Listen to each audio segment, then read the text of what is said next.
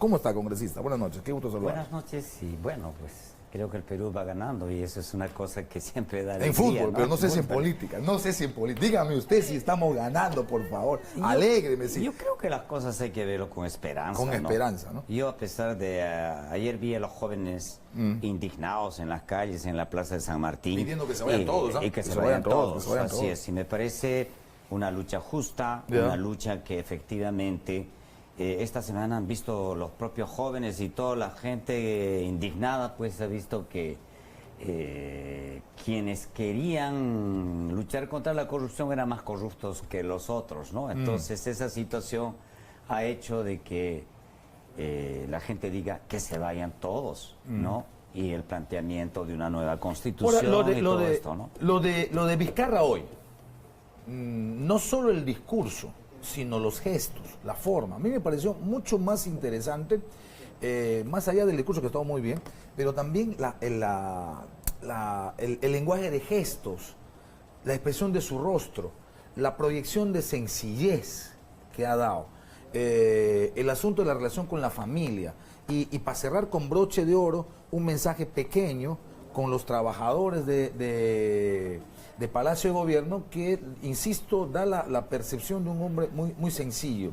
¿Crees que todo esto, la juramentación, el discurso, los gestos, lo que ha dicho, lo que se ha visto, puede tranquilizar a la calle en ese asunto de que se vayan todos? ¿Puede darle una especie de espasmo, de tiempo, de espera, de tranquilidad, de retomar la confianza? Uno cuando ve que... después de una larga lucha ahí de parte del Frente Amplio, en el Frente Amplio hemos venido luchando y presentando una y otra vez la moción de vacancia y por los elementos que se conoce, ¿no? Y en esa misma lista, en ese mismo grupo de trabajo, ha estado pues el señor Vizcarra, ¿no? Y como la Constitución dice que hay una sucesión, inevitablemente el señor Vizcarra tenía que suceder al señor PPK, que hemos pedido su vacancia, pero sin embargo, él previamente, es otra forma también de vacar, ha renunciado, ¿no? Entonces ahora tenemos a Vizcarra, al primer vicepresidente, y este primer vicepresidente no solamente ha tenido problemas de la gente, sino de su propia bancada, de su propio partido. Sí. Ahí hemos visto que como en el propio partido el señor Cheput y el señor Violeta le pedían que renuncie y le decían que si no renunciaba era un traidor. Sí, pues. Y las propias llamadas de la segunda vicepresidenta, de la señora Mercedes Arauz, que esta mañana la he visto tan incómoda ahí en el hemiciclo. Muy incómoda, se la vio. Incómoda, se la vio. entonces... para ella parecía medio entierro la juramentación, ¿verdad? Entonces, hay una situación muy especial ahí, pero queremos ver con esperanza. Yo creo que para una persona que ha estado en que hay o no hay renuncia, en que hay o no vacancia, me imagino que el discurso que preparó fue un discurso corto, un discurso concreto, y además en el cual se evidenciaban dentro de sus lineamientos 4 puntos, ¿no? Uno es la... ¿Qué le pareció el discurso? A mí ¿Qué me puede pareció destacar un del discurso? concreto, bueno, también hecho pues con el apuro de la situación, pero yo creo que ahí me parece bien que lo haya puesto como primer punto la lucha contra la corrupción, y creo que en eso estamos todos, y le tomamos la palabra, porque también sabemos que igual empezó Kuczynski diciéndonos que él iba a luchar contra la corrupción y que era una de las banderas más grandes que tenía. Y por esa razón siempre uno da el beneficio de la duda, ¿no? Ojalá que después del discurso se ponga en acción realmente la lucha contra la corrupción. Un discurso y nos que... planteó un elemento muy importante. ¿Cuál? Nos dijo que su gobierno a partir de ahora va a ser transparente y que esa transparencia se tiene que dar en todos los sitios. Y ha dicho que la lucha contra la corrupción va a ser caiga quien caiga, que ya es un cliché, pero ha añadido otra frase, cueste lo que cueste. Y a mí me parece importante eso. Y también agregó que fuera quien fuera, ¿no es Sí, cierto? sí. Es Bueno, que que podamos hablar de política con un poco de alegría, ¿no? Sí, pues, el hilo, es chévere. Porque Es extraordinario. tenemos de fondo el 2-0. Sí, sí. Pero también yo creo que debemos de tener 3-0, 5-0 también en la política. Sí, pues. Pero una de las formas de luchar... Nos gana la delincuencia Nos por gana goleada. la delincuencia, nos gana la corrupción por goleada. y la corrupción institucionalizada. Cuando vemos los casos de Ancash, cuando vemos los casos de Pasco y todo eso, uno dice en qué país estamos. Y cuando vemos a nuestro propio presidente, que cada cosa que se va investigando se va descubriendo uno y otro delito, entonces esa situación nos lleva a una situación también de depresión, de inseguridad. Yeah. Pero yo creo que hay que ponerle fuerza, pero ojalá que también esto que ha dicho que hay que construir consensos sea realmente ¿Cómo se va a hacer eso? A ver, ¿cómo se va a hacer eso? Yo estaba al mediodía discutiendo en el tema con dos analistas y la verdad es que tienen ideas buenísimas, pero yo sigo diciendo una cosa que es clave.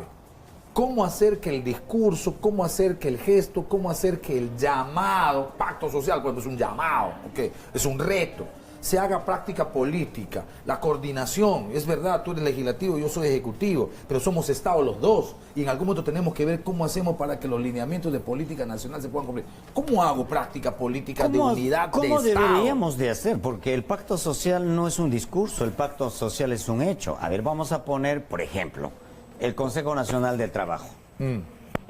No ha funcionado porque los gremios que estaban ahí era una reunión de los empresarios, del Estado y de los trabajadores.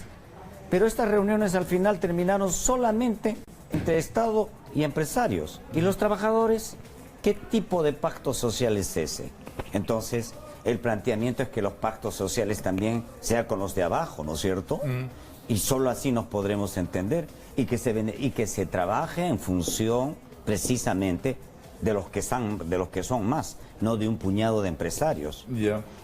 Correcto, eso puede ser elementos distorsionadores. Y eso es creo que lo que plantea, porque cuando empieza a decir que tenemos que trabajar en el segundo punto de su planteamiento, de que primero fue que tiene que luchar contra la corrupción y transparencia como elemento. Yeah. El segundo elemento habla de estabilidad. Sí. Pero de estabilidad económica, Sí. de desarrollo económico. Pero también al mismo tiempo que planteamos desarrollo económico, lo que hay que plantear es también la diversificación. Sí. El problema no es que estemos solamente poniendo todos los capitales y todas las formas En un solo lugar. en un solo lugar y no puede ser solamente la minería. Siendo minerodependientes, eso es Así verdad. es. Porque el Perú es un país minero, es cierto, pero también es un país agrícola. También podemos, no siendo un país ganadero en la referencia de Argentina, pero podemos potenciar un poco más la ganadería, sin ninguna duda. ¿Y cómo es posible, y el por ejemplo? turismo, por ejemplo. Y eso es lo que estamos planteando. ¿Cómo es posible que tengamos un país en que la pequeña y la producción familiar sea uno de los que alimenta al 70% de la población y no le pongamos dinero ahí? No hay ayuda técnica, no hay crédito, el agrobanco no funciona.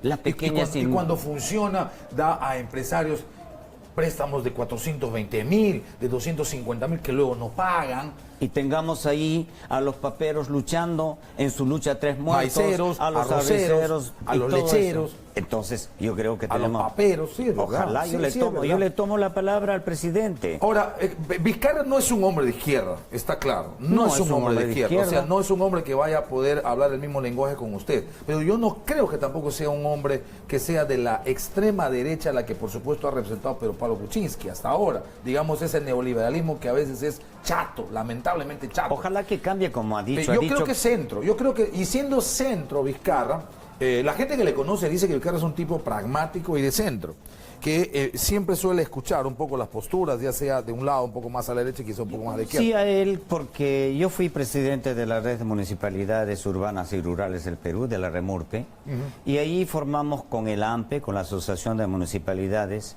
y la Asamblea Nacional de Gobiernos Regionales, formamos una cosa que se llamaba la Plataforma Regional, la Plataforma de Gobiernos Subnacionales. Ya. Entonces estaban los regionales y los locales. Ahí conocí al congresista ahora Villanueva. Ya. Y yo veo de que efectivamente Hay el propósito de trabajar por la descentralización, hay el propósito de trabajar por las regiones, y creo que eso es importante porque estamos hablando de un hombre que ha tenido la experiencia de ser presidente regional, ¿no es cierto? Y también ha tenido la experiencia, aunque sea con las críticas que se hace, ha tenido la experiencia de llevar a cabo una experiencia educativa, Sí. y creo que ha tenido éxitos ahí. Sí. Pero esperamos que los éxitos que tenga, o que ha tenido, también los tenga a nivel nacional. Sí, pero y ayúdenle, ahí hay pero que ayúdenle, ayudar. pero ayúdenle. Así El Congreso es. tiene que ayudarle. Y creemos que y la verdad es que yo siento que a PPK no le han ayudado mucho. Lo cual no significa que no tenga responsabilidad PPK. Es verdad, o sea, yo no voy a caer en el cuento de que PPK no ha gobernado bien porque ustedes la han estorbado. Eso sería estúpido, la verdad. Y hay algunos que creen que eso es así, y no es cierto. Porque el nivel de ejecutivo, de responsabilidad en manos, por ejemplo, en la economía ha sido una cosa pero catastrófica, lo que hemos tenido. Y ahí yo no sé cuánto han estorbado ustedes, yo creo que no han estorbado nada. Pero hay unas cosas que quizás han exagerado. Digamos, eso de estar llevando ministros cada rato, ese asunto de interpelar, ese asunto de llevarle a las comisiones permanentemente, no es que esté mal, pero a veces se puede un poco exagerar la cosa y uno dice, ¿a qué hora van a despachar? ¿A qué hora van a atender? ¿A qué hora van a ejecutar? ¿No? Y yo cuando veo esa palabra de estorbar, yo diría que quien se ha estorbado permanentemente ha sido el propio gobierno. Nosotros somos de la izquierda, yo soy del Frente Amplio, y en el Frente Amplio de lo que hemos tratado es de poner precisamente los elementos de cómo tiene que atender, tanto en lo social, en lo político y en lo económico, a los sectores populares, a las organizaciones sociales, que pueda atender, que no solamente escuche a un lado. ¿Qué Sí, ha pasado? sí. Que solamente escucha al Sí, sí, empresariado, que solamente escucha a los patrones, y eso está mal. Y la Sí. confianza ahí determinando la política. Y como ahí se Bueno, dice... esa es una primera cosa que tiene que hacer, ¿verdad? Y Una como primera cosa que tiene que hacer es mantener la distancia con CONFIEP. No puede ser que todos los presidentes que elegimos en este país, lo primero que hagan es ir a decir, ¿en qué te puedo servir? O sea, eso ya no puede seguir pasando. Y ahora entendemos y sabemos por qué todos, incluir Humala, al candidato al que apoyó tanto la izquierda, tan adictamente la izquierda, que y la bien gana, a pesar de haber sido el anticandidato de la CONFIEP, gana y lo primero que hace es ir a decir a la gente de CONFIEP, ¿en qué te puedo servir? Y terminó siendo prohijado nada menos que por los empresarios, esos que hicieron la chanchita de 2 millones precisamente para y que bajar no pudieron Humala, doblegar conciencia de la gente y que manejaron medios de comunicación. Por eso a mí me da risa. Por eso a mí me da risa cuando, por ejemplo, pontifican tanto los medios. La verdad es que los medios hace tiempo no sirven para nada en el tema de determinación de opinión pública. Mira, $2 millones han metido para la campaña, para Keiko y para... Y por eso no pudieron doblegar la voluntad popular. ¿Y dónde crees que han metido los 2 millones? ¿En qué crees que han metido los 2 millones? En los canales de televisión. En medios, por Eso. supuesto. Y aparte tienes que sumar lo que Keiko de por sí misma, Y lógicamente financió. Y si sumas eso es una bolsa gigante y dime quién ganó. Y eso es lo que hemos querido nosotros, hacer una Pero fue un reforma, fracaso también, una reforma lamentablemente, con electoral, este pero mal, es un imposible desastre. hacer esa reforma electoral cuando reformó realmente nada. no se reformó nada. Ahora, me gana el tiempo, yo sé que usted tiene que irse a las 9, tiene un compromiso, pero y además hay que ir al partido, definitivamente, por lo menos lo que sobra, congresista Rosas, o lo que falta, perdón. 3 cosas urgentes para Humala, para Vizcarra, Humala. 1, Premier. 2, Gabinete. Y 3, Cumbre de las Américas. Urgente. Eso tiene que decir en los próximos 7 o 8 días. A los sectores populares, atender a la pequeña, a la microempresa. Yo te hablo de 5, 6, 7 días. O sea, ahorita. Claro. No va a poder atender a nadie, no tiene quién es su premier, quién es su gabinete. Claro, pero que lo haga pensando en ellos, Correcto. porque si me ponen a esta gente de lo que se denomina ¿Cómo la debe mancha estar el blanca, premier? esta mancha blanca atiende solamente a empresarios, son Ok. esos que están en la Ya, puerta tengo una característica de giratoria. un premier, y si puede, digamos, atreverse a darme un nombre, pero si no me da un nombre, deme algunas características. No voy a poder Premier. dar nombre, yo creo que él lo Premier. pondrá, pero a mí me parece ¿Qué que características tiene que ser un hombre que entienda que tiene que haber descentralización en el país, Ya. tiene que haber un hombre que entienda que la producción se tiene que diversificar, como planteamos en el Frente Amplio, tiene que haber un premier que tiene que pensar que lo que se gana se redistribuye y no solamente es para un puñado de gente. Ese es el que tiene que tener la cabeza, y ahí podremos lograr un país más democrático, un país con mejor calidad de vida, y tendremos agricultores que estén atendidos, que tengan crédito, que tengan asistencia técnica. Eso es lo que tenemos que pensar. Pensar en el país, pensar en los pequeños, que son los que más dan trabajo. La pequeña, la microempresa, la mediana empresa. ¿En qué sectores, en qué ministerios tiene que poner la mayor atención? No quiere decir que los otros no sean importantes, pero para la gente del Frente Amplio, ¿Qué ministerios deben ser, digamos, los más importantes? La niña de los ojos de Vizcarra. Ya sabemos que él se va a dedicar a la educación, es verdad, según lo que El problema es ¿qué que siempre los ministerios de economía, todo lo que es dinero, Ministerio de Economía, Ministerio de Producción, Ministerio de Minería, esos ministerios siempre entregan a los grandes, que entreguen a gente sensible, que entreguen a gente que entienda de medio ambiente, ¿no es cierto? Que entreguen a gente que sabe qué cosa es un problema social, que sepan que la salud, el problema de la educación también es un problema del país. No es posible que tengamos en este momento más de 5.000 escuelas que no se pueden ni atender ni ingresar a las escuelas cuando estamos en temporada escolar. No podemos seguir teniendo estas postas y estos hospitales sin medicina, sin abastecimiento, sin atención médica. No podemos tener eso. Y creo que tiene que haber un primer ministro sensible y ojalá, siempre les deseamos lo mejor y creemos pero que también, sí es que es lo mejor. Pero también tiene que tener un ministro que tenga capacidad de diálogo con ustedes. Y que entienda también de política. Por ¿no es eso, cierto? de diálogo con ustedes. Y tiene porque a veces ustedes proyectan la imagen de hostilidad.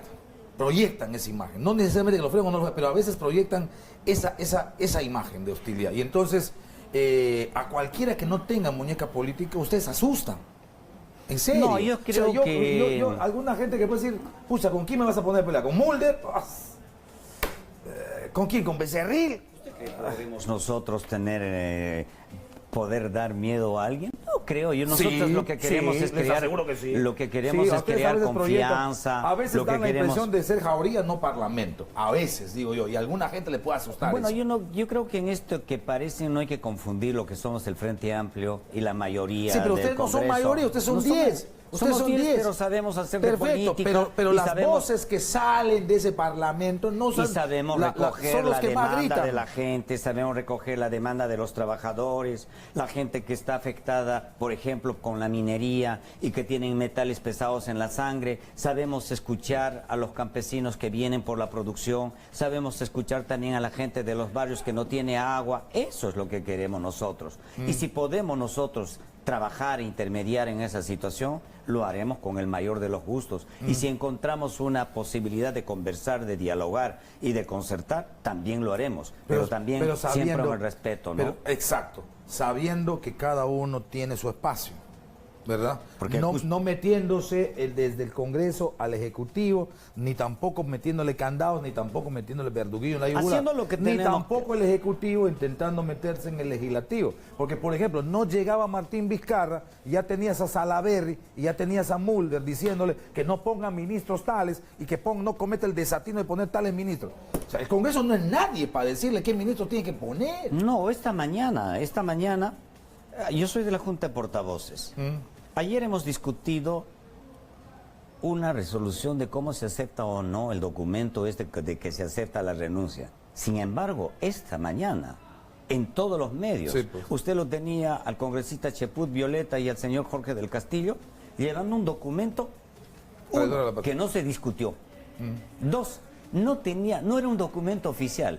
Y ya le estaban haciendo hablar al presidente todavía, ¿no? Entonces, diciendo que va a retirar su carta de renuncia. Cosa que no podía hacerlo, ¿no? Cosa que no podía hacer, pero sirvió para el momento, sirvió para decir... Pero era un borrador, ¿eh? Lo reconoció Galarreta. No, pero como ese borrador hubo como 4 o 5. Pero aunque sea un borrador, no pueden poner un borrador traidor a la patria. Pues. Imagínense. Sí. No, y no estaba, porque ni siquiera la cita que hay ahí, ¿no es cierto? Correcto. Ni siquiera correspondía al artículo que tiene la Constitución.